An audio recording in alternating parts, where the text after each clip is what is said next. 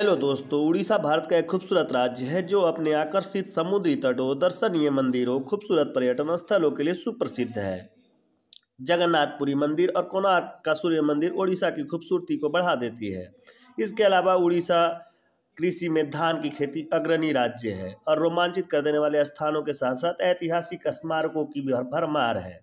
उड़ीसा राज्य के नृत्य की ओडिसी की जितनी तारीफ की जाए कम है। ओडिशा की कला, संस्कृति, त्यौहार और संगीत इस राज्य को अपने अनूठी पहचान दिलाने में कारगर हैं।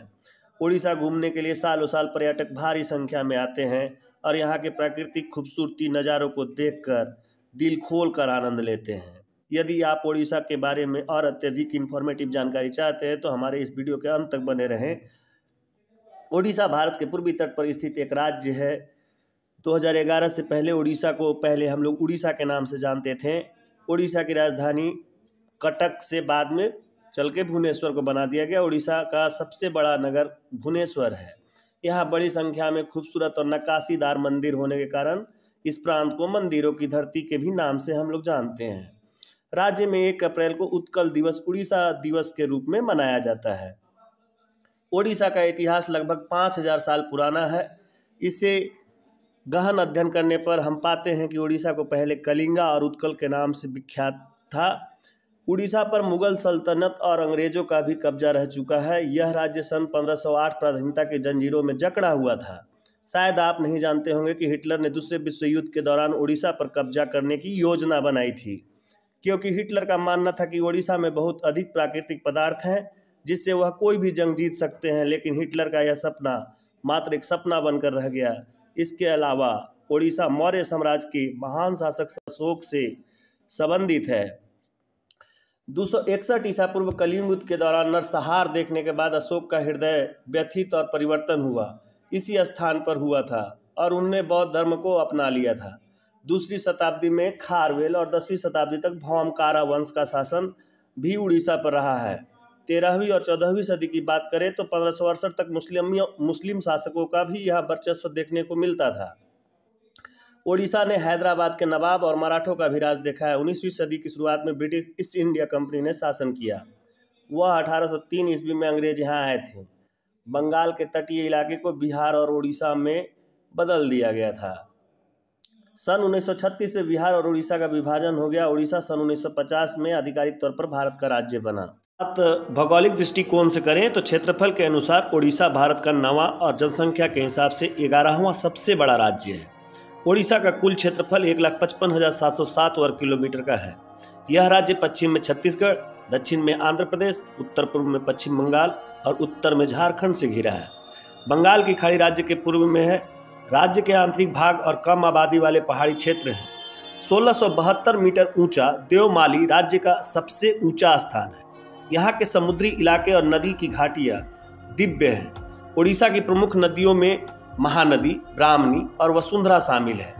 इस राज्य में 3 मुख्य क्षेत्र हैं: पठारी क्षेत्र, पहाड़ी और तटीय मैदान। उड़ीसा के संबलपुर के पास स्थित हीराकुंड बांध विश्व का सबसे लंबा मिट्टी का बांध है। उड़ीसा का राजकीय पक्षी हिमालय मोनाल के नाम से प्रसिद्ध है। उड़ीसा का राजकीय पेड़ बुरंश के नाम से हम लोग जानते हैं और वहाँ का राजकीय फूल बुरांश है और वहाँ का राजकीय पशु सांबर है। लेना चाहते हैं तो आपको उड़ीसा की जलवायु भी आपको प्रभावित करेगी। यहाँ की जलवायु उष्णकटिबंधीय आर्द्र शुष्क है। यहाँ पर जनवरी में सबसे ज़्यादा सर्दी पड़ती है जिसमें औसत तापमान 20 डिग्री सेल्सियस तक रहता है। मई का महीना यहाँ सबसे गर्म होता है जिसमें औसत तापमान 33 डिग्री सेल्सियस तक बढ़ जाता है और यहाँ पर जून से अक्टूबर के महीनों में वर्षा अधिक होती है। राज्य में औसत वार्षिक वर्षा लगभग 1800 मिमी है। उड़ीसा की सरकार और राजनीति में दिलचस्प बात यह है कि यहाँ विधानसभा और लोकसभा का चुनाव एक ही साथ संपन्न कराया जाता है। वर्तमान समय में उड़ीसा में बिजू जनता दल की सरकार है। उड़ीसा के वर्तमान मुख्यमंत्री श्री नवीन पटनायक हैं। उड़ीसा के वर्तमान राज्यपाल श्री रघुवर दास हैं। उड़ीसा अपने हर क्षेत्र में विकासशील राज्य है और यहाँ की अर्थव्यवस्था भारत में सबसे तेजी से बढ़ती अर्थव्यवस्था में से एक है। वर्ष 2011 की जनगणना के अनुसार उड़ीसा की साक्षरता दर लगभग 73% है, जिसमें पुरुषों की दर 82% और महिलाओं की दर 64% है। उड़ीसा के खनिज संसाधन भी काफ़ी समृद्ध हैं। राज्य में प्रचुर मात्रा में क्रोमाइट, बॉक्साइट, मैग्नीज, अयस्क, ग्रेफाइट और निकल अयस्क के उत्पादन में एक भारत देश का सबसे बड़ा उत्पादक राज्य है। सन 2011 की जनगणना के अनुसार ओडिशा की आबादी 4,19,74,218 थी और महिला और पुरुषों का अनुपात 1,000 पुरुषों के मुकाबले 978 महिलाओं का है। ओडिशा की वेशभूषा एवं पहनावा की अगर बात करते हैं तो प्रसिद्ध साड़ियों में कटकी साड़ी, बोमकाई साड़ी और संबलपुरी साड़ी शामिल हैं। इन्हें उड़ीसा में त्योहारों, विवाह और अन्य उत्सवों के दौरान महिलाओं द्वारा सजाया जाता है। यहाँ की लड़कियाँ सलवार कमीज भी पहनना पसंद करती हैं। उड़ीसा समृद्ध परंपरा और संस्कृति का गढ़ है और यह इसके ऐतिहासिक स्मारकों, मूर्तिकला, कलाकारों, नृत्य और संगीत में दिखता है। इस प्रांत में कई सौ मंदिर हैं। इसके लिए यह दुनिया भर में प्रसिद्ध भी है। उड़ीसा का शास्त्रीय नृत्य ओडिसी 700 वर्षों से भी अधिक समय से अस्तित्व में है। मूलतः यह ईश्वर के लिए किए जाने वाला मंदिर नृत्य था। ओडिशा भाषा राज्य की आधिकारिक और सबसे अधिक बोले जाने वाली भाषा है। भाषाई सर्वेक्षण के अनुसार ओडिशा की 93.33% जनसंख्या ओडिया भाषी है। हिंदी यहाँ दूसरी सबसे लोकप्रिय और व्यापक रूप से स्वीकृत भाषा है। इसके अलावा यहाँ उर्दू और बंगाली भी बोली जाती है और कुछ लोग तेलुगु भी बोलती हैं। ओडिया की खोज उर्जंग में 1051 ईस्वी में की गई थी। इसकी लिपि ब्राह्मी में शुरू की गई थी और द्रविड़ शैली में खत्म की गई। उड़ीसा का पारंपरिक भोजन मसालेदार है और इसमें चावल, सब्जियां, दालों, चटनी और अचार शामिल किया गया है। तटीय क्षेत्रों में झींगा और पोम्फ्रेट मछली सबसे ज़्यादा प्रसिद्ध है।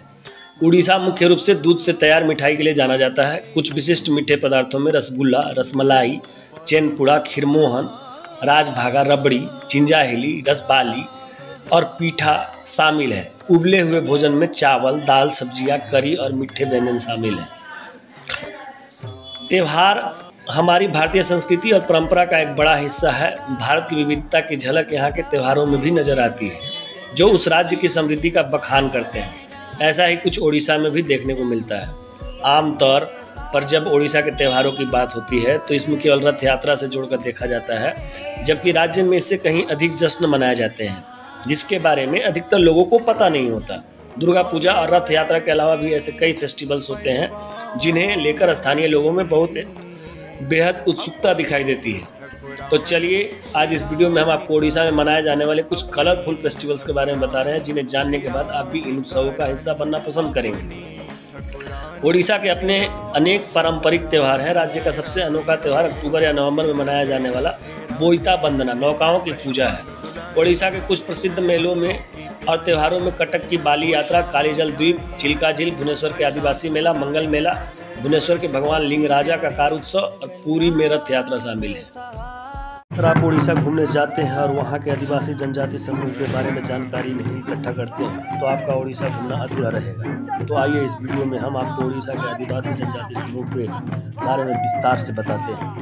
कुछ लोगों के लिए ओडिशा का मतलब विविधता का प्रतीक है, जो 100% सत्य है। यह पर्यटन स्थल जो कई कारणों से जाना जाता है, 62 जनजातियों के साथ अपनी भूमि साझा करने के लिए भी जाना जाता है, जो कुल आबादी का 24% है। ये जनजातियाँ राज्य की आत्मा के रूप में कार्य करती है और वही है जिन्होंने आज तक अपनी संस्कृति और परंपरा को बरकरार रखा है। जबकि कौंद और संथाल जनजातियाँ ओडिशा में सबसे व्यापक हैं, मुंडा, ओरम और गोंड जैसी अन्य जनजातियों का भी राज्य पर बड़ा प्रभाव है। ओडिशा की ये लोकप्रिय जनजातियाँ मुख्य रूप से कृषि, मछली पकड़ने, खेती, शिकार और संग्रहण पर जीवित रहती है, जिसे निर्वाह अर्थव्यवस्था के रूप में जाना जाता है। हालांकि बदलते समय के साथ उनमें से कुछ ने राज्य के खनन और औद्योगिक क्षेत्रों में अपना रास्ता बना लिया है। ओडिशा की अन्य प्रसिद्ध जनजातियाँ जैसे कोया, मोहली और लोहारा मवेशी प्रजनन, उपकरण बनाने और टोकरी बुनाई जैसे कार्यों में विशेषज्ञ हैं। इसके अलावा ओडिशा में जनजातीय संग्रहालय के दर्शनीय स्थलों की यात्रा लोगों को इन जनजातियों की परंपराओं और संस्कृति, रहने के तरीके एवं अपनी वेशभूषा के रूप में अपनी विशिष्टता को कैसे चित्रित करते हैं और भी बहुत कुछ के करीब लाती है। तो सबसे पहले बात करते हैं कौंद जनजाति की। कौंद ओडिशा की सबसे बड़ी जनजाति में से एक है, जो पहाड़ियों, कृति और झरनों की पूजा करती है। कौंध जनजाति के लोगों को पहाड़ों, पेड़ों, जंगल और पौधों के बारे में भरपूर और आवश्यक ज्ञान है। सौराष्ट्र जनजाति। सौराष्ट्र जनजाति भारत की प्राचीन जनजातियों में से एक है, जिसका उल्लेख हिंदू महाकाव्यों, महाभारत और रामायण में भी मिलता है। इस जनजाति की एक अनोखी सैमैनिक संस्कृति है और इसके लोग सौरा पेंटिंग के महान शिल्पकार हैं। बोंडा जनजाति। उड़ीसा के मलकानगिरी जिले के विचित्र पहाड़ियों में रहने वाली देश की आदिम जनजातियों में से एक। अनूठी संस्कृति, आकर्षक रीति रिवाज और विशिष्ट पोशाक बोंडा को राज्य का सबसे लोकप्रिय आदिवासी समुदाय बनाती है। संथाल जनजाति। भारत में ब्रिटिश शासन के दौरान महान सेनानी और सबसे मौज मस्ती पसंद करने वाले लोग भारत की तीसरी सबसे बड़ी जनजाति संथाल के लोग हैं। संगीत और नृत्य ऐसी गतिविधियां हैं जो संथालों द्वारा सबसे अत्यधिक पसंद की जाती है। गौंड जनजाति। कोरापुट, बलांगीर, सुंदरबान, कालाहांडी और संबलपुर की पहाड़ियों में निवास करने वाली एक योद्धा जनजाति गोंडा है। गोंड न केवल भारत की बल्कि दक्षिण एशिया की सबसे बड़ी जनजातियों में से एक है। भूमियास जनजाति। राज्य में सबसे प्रसिद्ध जनजातियों के रूप में प्रतिष्ठित भूमिया जनजाति परंपरा और संस्कृति में समृद्ध है। अनोखे विवाह चलन और अजीबोगरीब रीति रिवाज भूमिया को भारत में अवश्य देखने लायक जनजाति बनाते हैं। उराव जनजाति। सूची में सभी जनजातियों में से सबसे प्रगतिशील और विकसित जनजातियों में से एक माने जाने वाली उराव को चाय बगान में महारत हासिल है। आज बहुत से उराव लोग भारतीय महानगरों में स्थानांतरित हो गए हैं। कोयास जनजाति। ओडिशा की 60 से अधिक जनजातियों में से कोया समृद्ध प्राचीन परंपरा, संस्कृति, कला और रीति रिवाजों के साथ शीर्ष जनजातियों में से एक है। मलकानगिरी ओडिशा के अलावा कोया जनजाति के शूरवीर लोग आंध्र प्रदेश और छत्तीसगढ़ के कुछ हिस्सों में भी निवास करते हैं। परजस जनजाति। अनेक देवी देवताओं के भक्त प्रजा जंगलों और पहाड़ों के निवासी हैं। इस खूबसूरत समुदाय के लोगों में संगीत और नृत्य के प्रति एक अलग जुनून और प्रेम है और वे मुख्य रूप से कृषक हैं। ओडिशा की संपूर्ण जानकारी का यह वीडियो आपको कैसा लगा भाइयों एवं बहनों? मित्रों, अगर ये वीडियो आपको पसंद आए तो इस चैनल को लाइक, शेयर, सब्सक्राइब करना ना भूलें और शेयर कर दें।